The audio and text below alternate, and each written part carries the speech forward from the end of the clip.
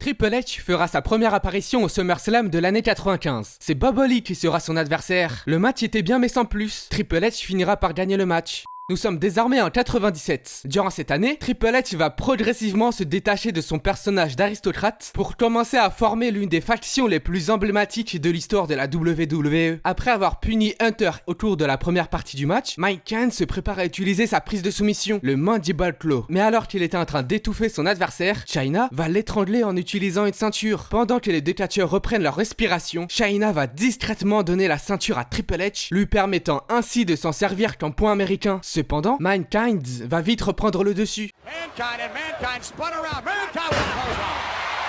Maintenant que Triple H est au sol, Mankind a la possibilité de s'échapper de la cage. Sauf que non, Chyna va monter sur la cage pour lui brailler les cojones. Triple H rejoint son adversaire en haut de la cage pour lui porter une souplesse. Bien qu'il aurait pu sortir de la cage pour remporter le match, Triple H décide de ne pas le faire, ce qui surprend les commentateurs et Chyna. Triple H semble préférer poursuivre le massacre, mais cette décision sera sa plus grosse erreur, puisque Mankind parviendra à reprendre l'avantage. Mais heureusement pour Triple H, Chyna intervient de nouveau en sa faveur. Malgré ce coup crasseux, Mankind conserve l'avantage dans le match. Après quelques minutes, Triple H se retrouve coincé dans les cordes, offrant à Mankind une opportunité à s'échapper. Cependant, Chyna va lui fermer la porte au visage. Chyna donne une chaise à Triple H qui a l'intention de s'en servir pour pulvériser son adversaire. Sauf que non, Mankind va contrer la prise pour après le planter sur la chaise. Alors que Triple H est totalement sonné, Mankind, pour éviter de se prendre la porte dans la gueule, va préférer escalader la cage. Chyna essaye tant bien que mal de réveiller son poteau, mais il est déjà trop tard. Tout ce qu'il reste à Mankind pour remporter le match est de se laisser tomber. Sauf que non, il manque un truc dans le match. Et ce truc, c'est ça.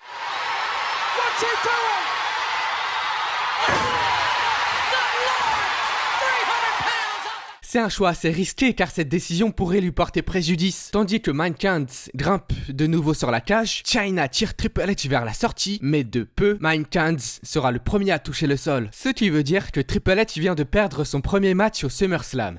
L'année suivante, en 98, la DX est en pleine rivalité face à la Nation of Domination. Lors du SummerSlam de cette année, Triple H va avoir un ladder match face au Rock pour le titre intercontinental. Après 15 minutes de match brutal, Triple H veut en finir avec son adversaire, mais ce dernier parviendra à contrer le finisher. De retour sur le ring, le Rock reçoit une échelle de la part de Mark Henry. Le champion se rapproche de plus en plus de la victoire, mais Triple H ne peut pas le laisser gagner. Il va remonter sur le ring, mais Mark Henry va le ralentir. Heureusement pour Triple H, Chyna se débarrasse de ce vilain personnage. Triple H arrive juste à temps pour empêcher le Rock de retrouver sa ceinture. À son tour, Triple H monte sur l'échelle, mais le Rock ne le laissera pas aller plus haut. Les deux catcheurs continuent de se battre au sommet de cette échelle. Le Rock parvient à projeter son adversaire sur l'échelle placée dans le coin, mais dans un dernier effort avant de tomber au sol, Triple H pousse l'échelle, ce qui fait que le Rock va aussi se retrouver à terre. Comme pour l'année précédente, Chyna donne une chaise à Triple H, lui permettant ainsi de démolir le Rock. Triple H retente d'aller chercher le titre, mais le Rock va lui choper le pied. Triple H réussit à se défaire et il va sauter sur son opposant, sauf que le Rock va l'accueillir avec un Rock Bottom. Maintenant que la voie est libre, le Rock peut enfin aller chercher son titre. Sauf que non, Triple H va lui arracher le froc. Une fois debout, le Rock va attaquer Triple H, mais ce dernier va le mettre en position de pedigree.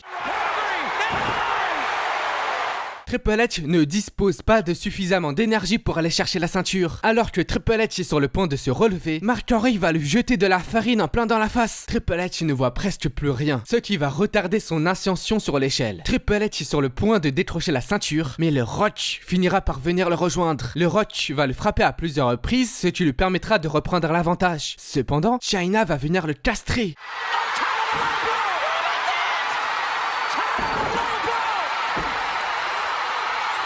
Ce qui permettra à Triple H de récupérer la ceinture et ainsi de gagner le match. Un an plus tard, en 99, Steve Austin va défendre sa ceinture dans un match triple menace. Vers la dernière partie du match, Triple H essaye d'exécuter son pedigree sur Steve Austin. Néanmoins, ce dernier parviendra à contrer la prise. Austin va faire une pierre deux coups, puisqu'en balançant Triple H va percuter Mankind. Après avoir placé son stunner sur Mankind, Austin essaie de le tomber, sauf que Triple H va le frapper avec une chaise. L'arbitre lui interdit d'utiliser la chaise, mais Triple H s'en fout.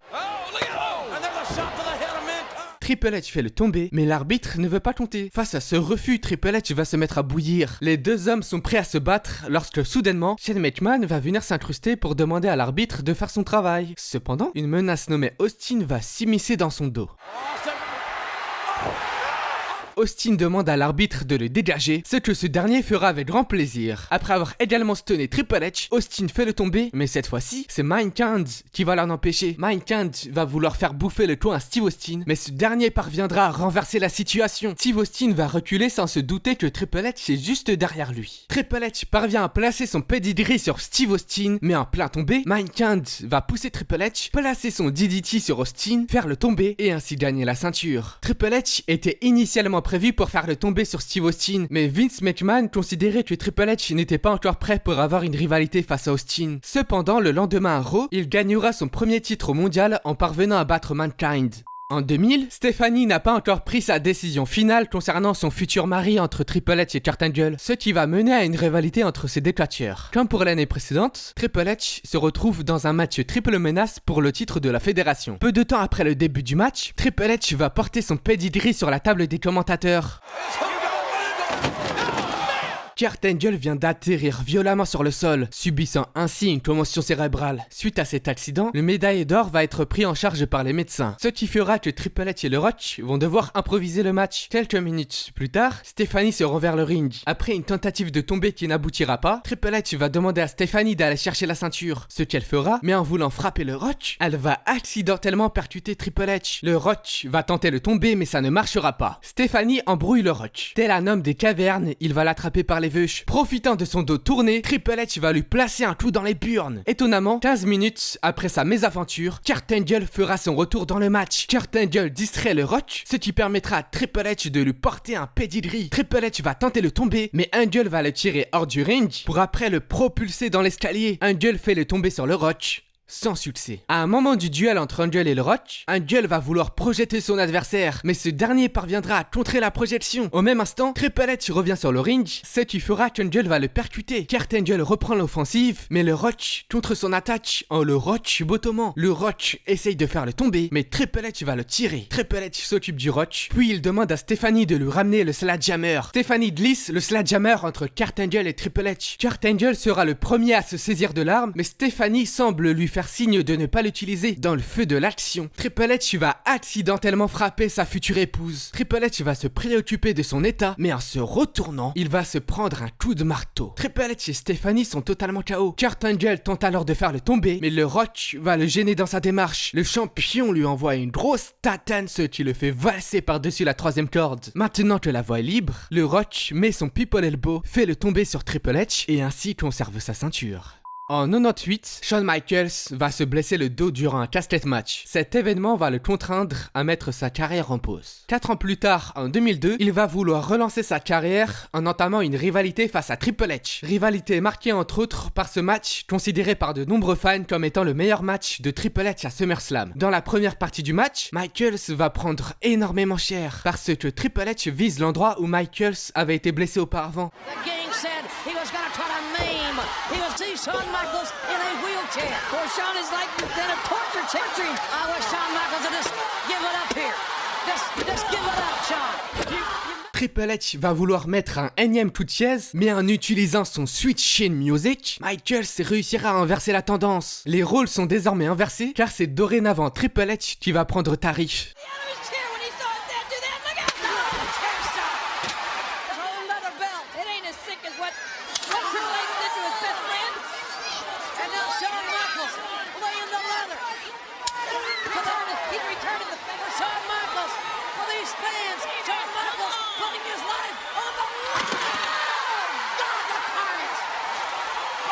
Après une descente du coude placée depuis le haut d'une échelle, Shawn Michaels est déterminé à mettre fin au match, mais Triple H va lui attraper le pied pour le renverser et tenter un pedigree. Cependant, Michaels va le contrer d'une manière très astucieuse. Après le match, Triple H va lâchement l'attaquer dans son ancienne blessure. Pour aggraver la situation, Triple H achève son ancien meilleur ami. À ce stade de sa carrière, Triple H a 2 victoires pour 4 défaites. L'année suivante, en 2003, Triple H va devoir défendre sa ceinture dans un Elimination Chamber match. Goldberg était le favori de la rencontre. Durant ce match, il va commettre un véritable carnage.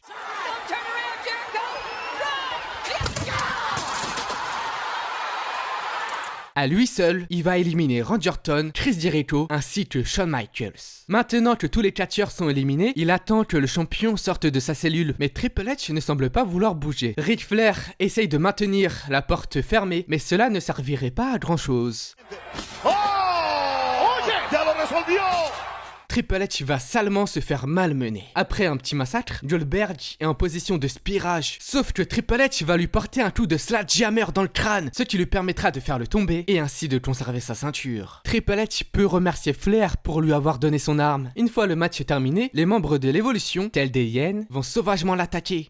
L'année d'après, en 2004, Triple H aura un match contre Eugène. En plein match, Triple H s'émule une blessure digne de Neymar. Une fois que Eugène a le dos tourné, Triple H va étrangement se sentir mieux. Quelques instants plus tard, Triple H va vouloir porter un pedigree sur Eugène, mais ce dernier contrecarre un stunner. Après s'être reposé à l'extérieur, Triple H fera une nouvelle tentative de pedigree, mais de nouveau, Eugène réussira à contrer la prise. À son tour, Eugène tentera de placer un pedigree. Comme pour l'année dernière, Triple H peut de nouveau remercier Flair pour son intervention. Flair va perturber Eugène, mais l'arbitre, ayant vu sa triche, va l'expulser des abords du ring. En retournant au vestiaire, Flair se fait attaquer par Regal sur son chemin. Eugène est focalisé sur ce qu'il se passe à l'extérieur du ring, mais en baissant sa vigilance, il vient de commettre une terrible erreur. En 2006, Triple H et Shawn Michaels vont avoir un match face aux McMahon. Pour voir le match dans son entièreté, je vous le mettrai en description. La DX seront les premiers à faire leur entrée. Alors que Vince et Shane se dirigent vers eux, Vince a changé d'avis. Il n'a plus envie de se battre et il rentre au vestiaire, sûrement pour aller chercher sa paire de burnes. Sauf que non. Avant de se battre, Vince veut d'abord envoyer ses larbins. Les Pom-Pom Boys vont littéralement se faire décimer. Les McMahon sont contrariés par ce constat, mais ce n'est pas grave, puisqu'ils ont un plan B. Ils vont envoyer Mr. Kennedy, William Regal et Finlay se charger d'eux. Néanmoins, la DX se débarrasse rapidement de ses catcheurs. Vince n'a plus le choix. Il va devoir envoyer sa pièce maîtresse. Le Big Show va brutaliser Shawn Michaels, tandis que les trois autres catcheurs vont s'acharner sur Triple H. Après s'être occupé de Michaels, le Big Show se joint à eux pour ajouter sa touche personnelle au tabassage.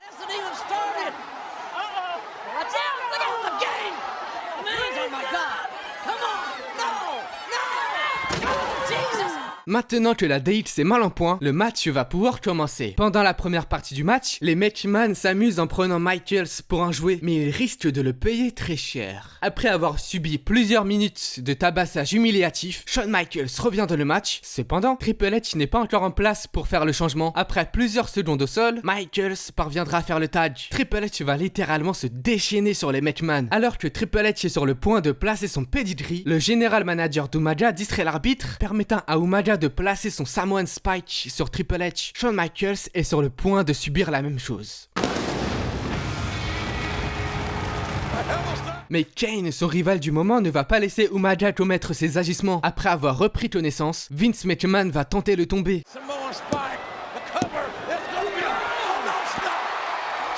Vince McMahon n'en revient pas. Triple H a réussi à se dégager du tombé. Étant un mauvais joueur, Vince va frapper l'arbitre. Pour en finir, Shane va placer une poubelle sur Triple H. Shane va partir en coast to coast, mais en plein dans les airs, Shane va se faire shooter par Shawn. Maintenant que Shane est hors service, il ne reste plus qu'à la DX de terminer Vince McMahon. En 2007, Triple H va avoir un match face à Booker T. Je vous le mettrai en description. À un moment du match, Triple H parvient à porter la prise en 4 sur son adversaire. Mais la femme de Booker T intervient pour lui faire casser la prise. De nouveau libre de ses mouvements, Booker T va lui placer un super kick. Mais cela ne suffit pas pour remporter le match. Vers la fin du match, Triple H va partir en pedigree, mais Booker T va le contrer. Sauf qu'après avoir esquivé, Triple H va le recontrer.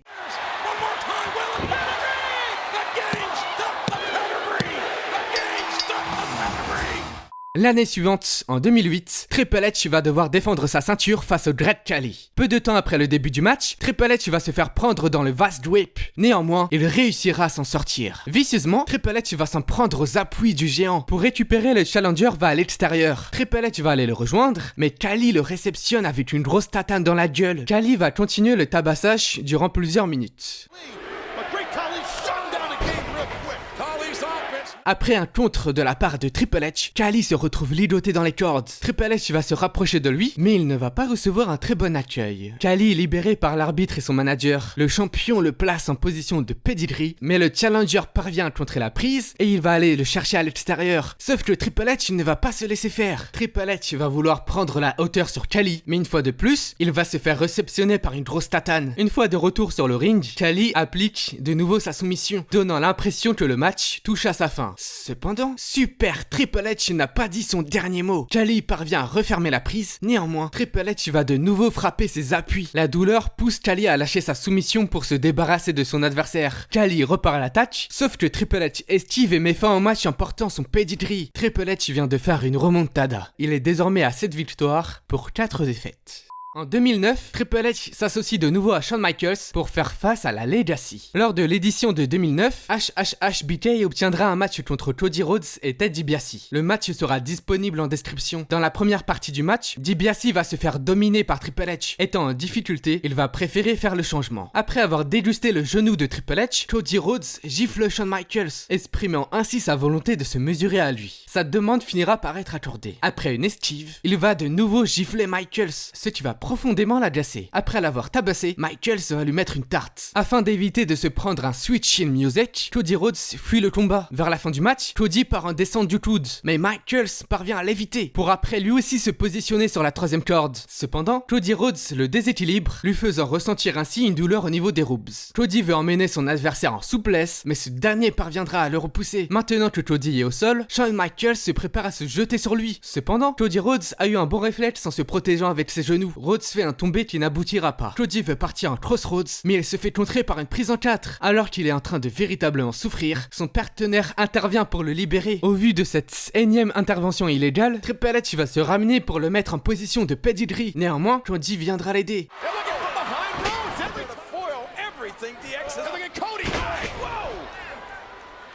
Michaels tente un switch in music, mais Cody l'arrête et le tourne. Michaels se met un coup à DiBiase. Profitant de son dos tourné, Cody Rhodes va lui placer son finisher. De justesse, Triple H interrompt le tombé. Alors que l'arbitre demande à Triple H de retourner dans son coin, Ted DiBiase s'immisce sur le ring, mais il va se faire cramer par l'arbitre. L'arbitre empêchant DiBiase d'intervenir, Triple H saisit l'occasion pour porter son pedigree sur Cody Rhodes. Après s'être retourné, l'arbitre demande des explications à Triple H, et puisqu'il n'est plus présent pour stopper DiBiase, ce dernier en profite pour porter son Street Dream sur Michaels. Afin d'empêcher DiBiase de continuer à tricher, Triple H va se mettre à le chasser. Ayant chacun reçu un finisher, les deux catcheurs sont totalement KO. Après un compte de 9, ils vont se relever simultanément.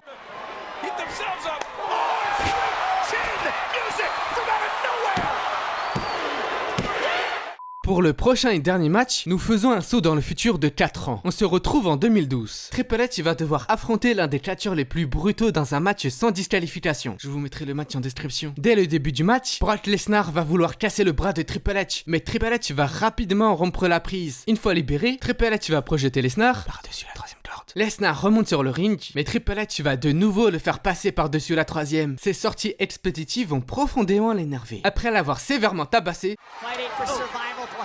Perhaps as Lesnar delivers an A.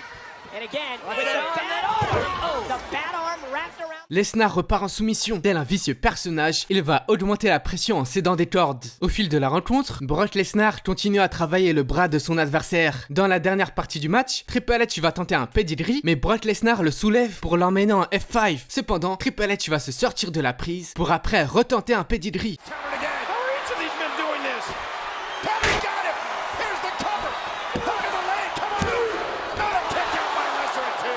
Triple H va essayer d'exécuter un deuxième pedigree, mais Brock Lesnar va préférer prendre le choix de la facilité. Après l'avoir neutralisé, Lesnar va partir en F5.